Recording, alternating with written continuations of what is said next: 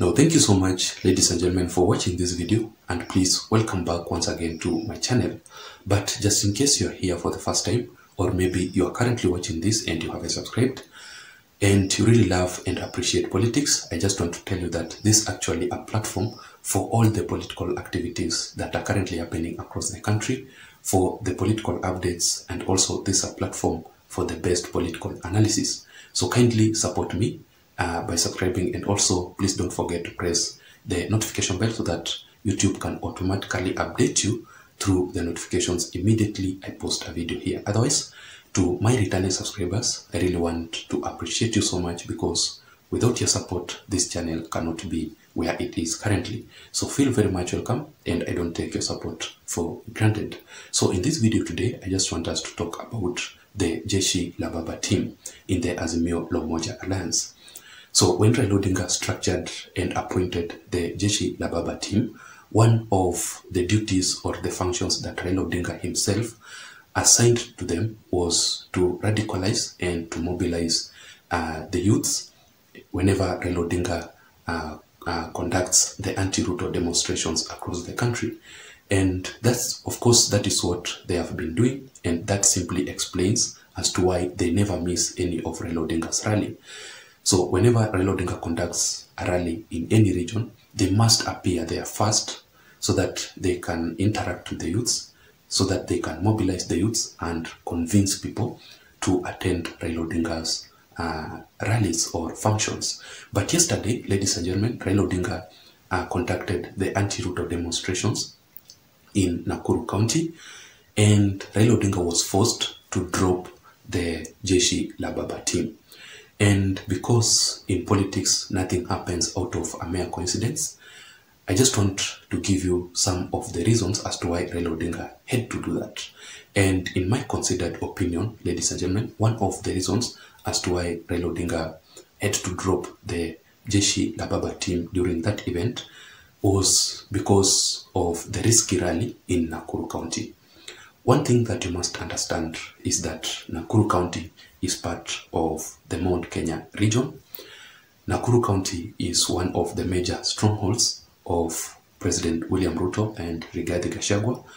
And we know recently that Raila Odinga has been facing some rebellion and rejection from the residents of the Mount Kenya region and the leaders of the Mount Kenya region. And that simply explains as to why majority of the leaders from the Mount Kenya leaders, or the Mount Kenya Azimio la Umoja Alliance leaders, did not attend that event, because majority of them, they have defected. The only one person, the political bigwigs, one of the political bigwig of the Azimio la Umoja Alliance in the larger Mount Kenya region is none other than Jeremiah Kioni alone. Others defected. So I think Raila Odinga thought that because of that reason, these youths, these Jeshi la Baba youths, would have faced it rough by trying to explain their support for Raila Odinga during that event. I'm sorry for that noise. Maybe they would have been echoed very badly by the leaders, by the supporters during that event. So maybe they would have faced the hostility in the rowdy youths there, because Raila Odinga actually did not expect the turnout to be that way, and it did not expect his support or people to turn up massively to support him. Maybe he feared some heckling, maybe he feared to face hostile youths on the ground. So that is one of the reasons as to why Raila Odinga had to drop the Jeshi la Baba team. Secondly, Raila Odinga's recent political moves signals the end of the Jeshi la Baba team.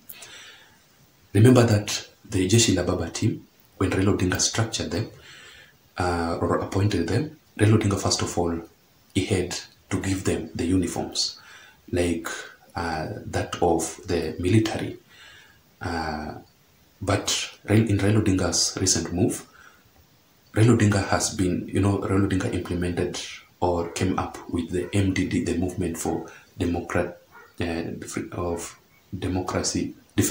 Movement for Defense for Democracy. Sorry for that case. So Raila Odinga, in his recent attire, he has not been wearing blue to signify the Azimio la Umoja Alliance color. what Raila Odinga has been wearing is the Jeshi La Baba uniform. And that signals that it's actually the end of the Jeshi La Baba team. Maybe going forward, Raila Odinga will not be, he will not need the Jeshi La Baba team anymore. So that is why he had to drop them during his event in Nakuru County. And according to my personal consideration, ladies and gentlemen, by that reason, it's actually because of the expenses and the returns. You know, politics is actually a business. When you do any political activity, when you perform any of political move or make some few appointments in your political ground, you must consider several issues. You must consider the expenses and the returns. What are you going to get in the return? It's actually like a business. So first of all, remember that the Azimio La Umoja Alliance Jeshi La Baba team are too much expensive for Raila Odinga. Whenever Raila Odinga needs them, he must first of all provide for them. He must provide for them the uniforms. Raila Odinga must provide for them the food that they will eat. Raila Odinga will also provide for them the place to sleep. And Raila Odinga also must pay them some amount of money because they appeared during his event. So, and Raila Odinga must also provide for them the means of transport to his rally.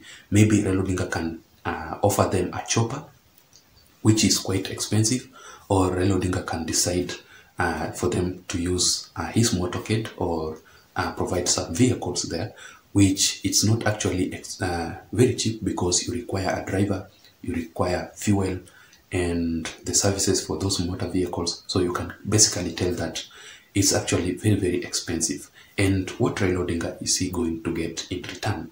Will this Jeshi La Baba team have an effect or have a positive impact on his side, on his political objective that he wants to achieve?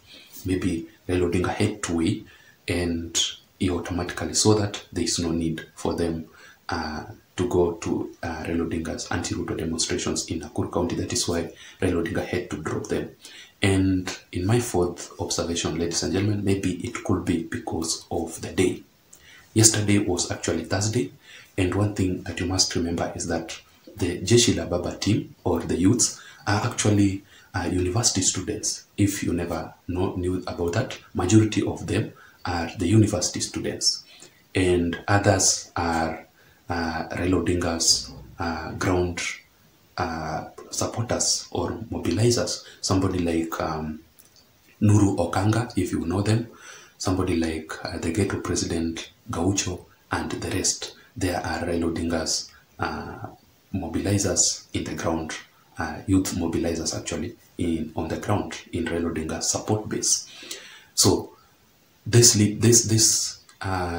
reasons why Raila Odinga had to drop them, maybe they attended their school activities, because remember that Raila Odinga has been conducting with them, or has been going to them in his regions, in his rallies during the weekends only. That is when I've been seeing them always. And also, let me just say something about my first point about Raila Odinga's or the risky rally in Nakuru County.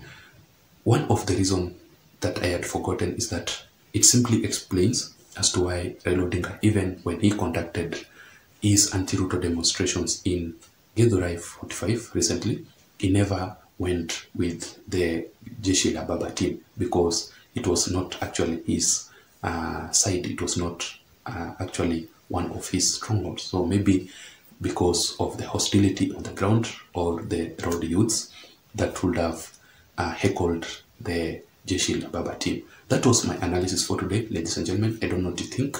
Let me hear your thoughts on the comment section below. What do you think about this video? What do you think about this analysis? That was my personal opinion. Let me hear your thoughts on the comment section below. Otherwise, I don't have much. Thank you so much for watching, and please don't forget to subscribe to my YouTube channel. Until next time, my name is Json. Bye bye.